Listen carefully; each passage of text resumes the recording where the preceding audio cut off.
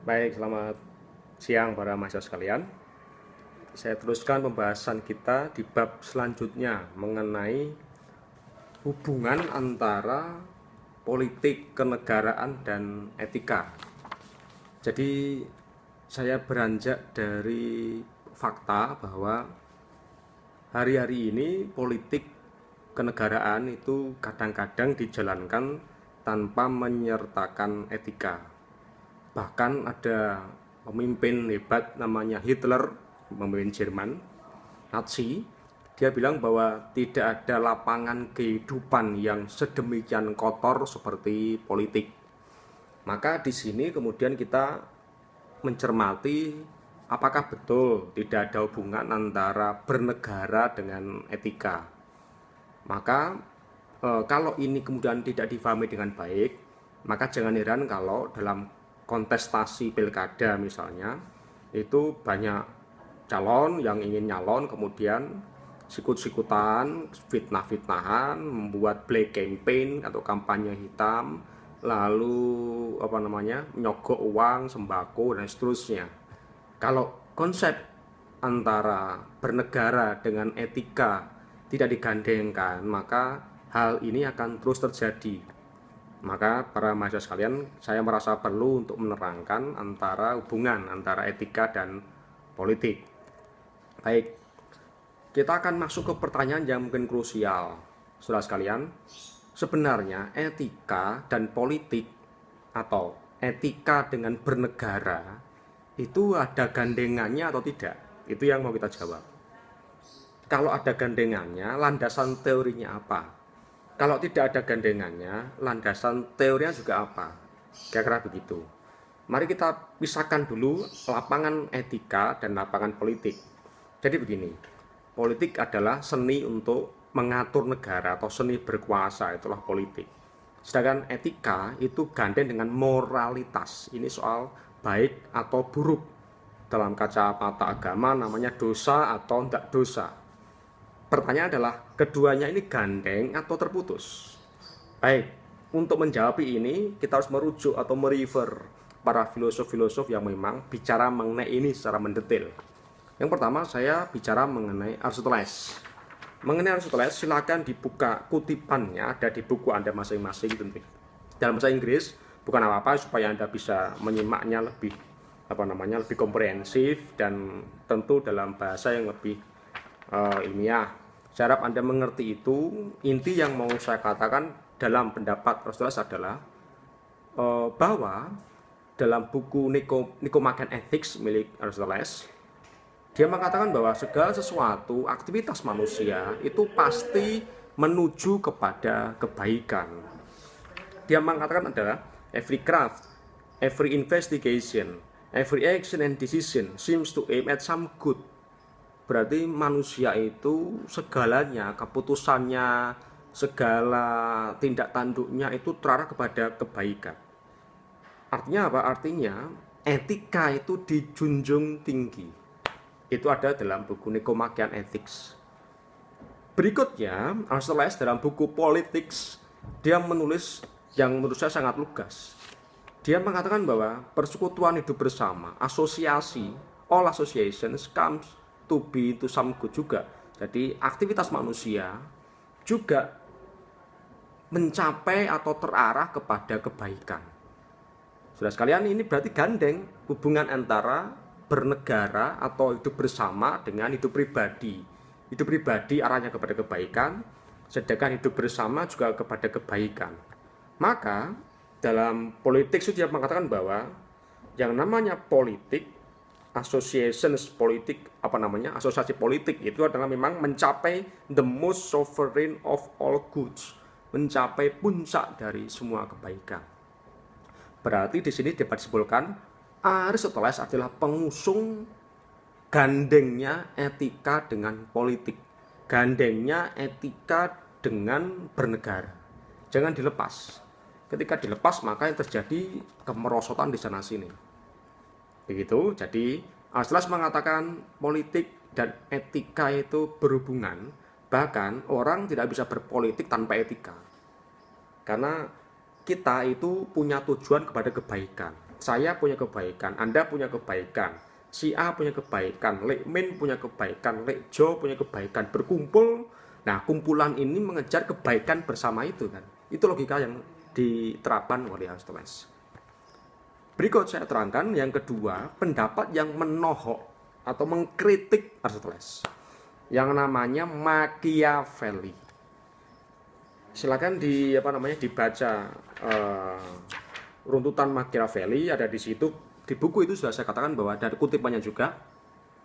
Machiavelli mengatakan bahwa para filosof kuno itu bermimpi ingin mengidealkan semuanya serba baik, serba good. Dan itulah mimpi. Kenapa? Karena dalam realitas tidak ada gulf, dia mengatakan gulf, ada jurang antara how one should live and how one does live. Jadi antara should dan does itu ada jurang, ada gulf. Kok begitu Pak? Loh ya, karena does itu soal kesekarangan, soal bagaimana sekarang saya bertindak, itu does. Tapi kalau should itu seharusnya saya bertindak. Begini misalnya, seharusnya saya bertindak baik, seharusnya saya jadi orang suci, seharusnya. Tapi dasnya bagaimana? Sekarang bagaimana? Oh enggak Pak, saya enggak baik. Saya suka nyolong, saya suka korupsi, saya suka selingkuh, itu das. Maka Machiavelli mengatakan ada jurang. Dan orang yang mengejar should saja, mengejar yang seharusnya saja, Machiavelli mengatakan akan jatuh kepada self destruction, akan hancur. Dalam konteks ini kita kan, oh iya ya, kok orang yang hidupnya baik kok malah hancur. Kalau Anda runut dalam situasi sejarah dunia, kalau ada politikus yang baik itu biasanya hancur. Contoh, mohon maaf, ini tidak mengeneralisasi, tapi beberapa contoh bisa kita ambil. Ada sosok gubernur yang baik misalnya, yang tidak korupsi, yang kemudian yang membuat semua transparan, malah kemudian difitnah dan mundur, itu ada. Ada juga misalnya kita beri contoh Gus Dur misalnya, presiden Indonesia yang sangat soleh, seorang kiai, dan kemudian terjadi apa? Dia ternyata tidak memerintah 5 tahun sebagai seharusnya presiden, tapi hanya beberapa bulan saja. Kenapa? Ya karena difitnah, orang baik musuhnya banyak, maka dia akhirnya mundur. Berarti apa? Berarti ini ramalan Machiavelli itu nyatanya terpenuhi, bahwa kalau orang mengejar kebaikan, mengejar should, mengejar hidup yang utama, itu akan ngenes dalam bahasa Jawanya, atau menderita, dan pasti tidak tahan dengan realitas politik. Maka kalau kita mencermati ini, berarti kelihatannya ada keutamaan masing-masing antara berpolitik dengan hidup sehari-hari. Itu kata Machiavelli. Maka jangan mencampur adukan itu. Kalau Anda kepingin berkuasa selama-lamanya, ya tidak usah memperhitungkan etika. Anda boleh membumi hanguskan atau membunuh musuh-musuhmu, itu kata Machiavelli. Dan kemudian itu diambil sebagai semboyan fasisme Itali. Saudara sekalian, maka jangan heran, dari sinilah muncul pemisahan antara etika dan politik. Jadi etika itu punya keutamaan sendiri, hidup baik, tapi politik keutamanya mengejar kekuasaan. Jadi jangan dicampurkan, ada jurang, tadi saya katakan gulf, ada jurang pemisah antara etika dan politik. Saudara sekalian, maka dari sini kita harus bagaimana?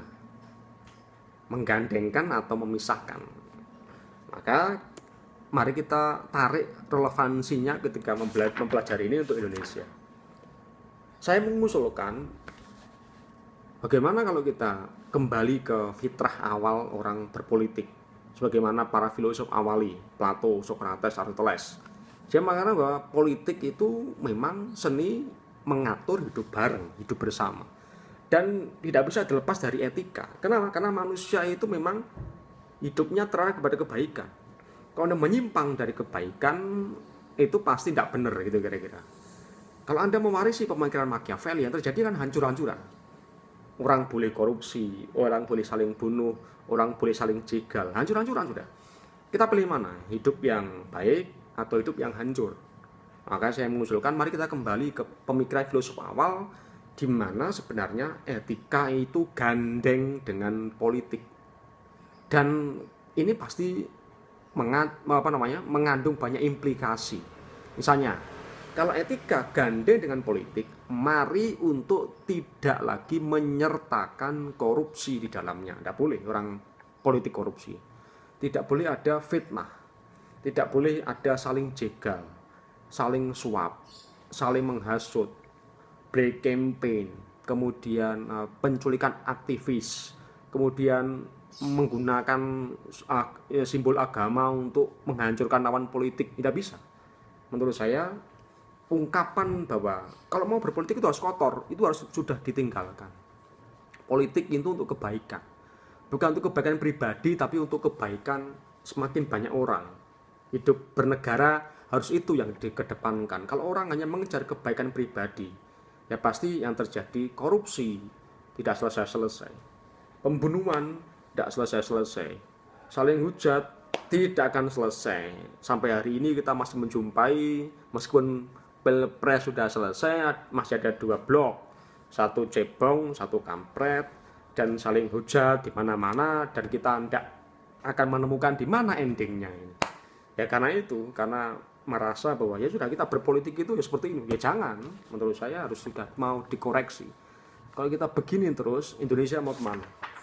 Maka saudara sekalian, relevansi kita mempelajari hal ini adalah mari kita mempromosikan yang namanya politik yang baik, politik yang santun, politik yang kemudian mengedepankan kebaikan, bukan hanya untuk kebaikan pribadi, tapi untuk kebaikan semakin banyak orang. Saudara sekalian, saya kira itu mengenai pembahasan ini. Mengenai detailnya silakan dibaca di kitab itu, kemudian di buku saya itu, supaya kemudian Anda bisa menarik poin-poin penting dan mungkin bisa Anda telurkan dalam tulisan atau apa yang kemudian bisa menyumbang kepada kebaikan banyak orang. Terima kasih. Selamat siang.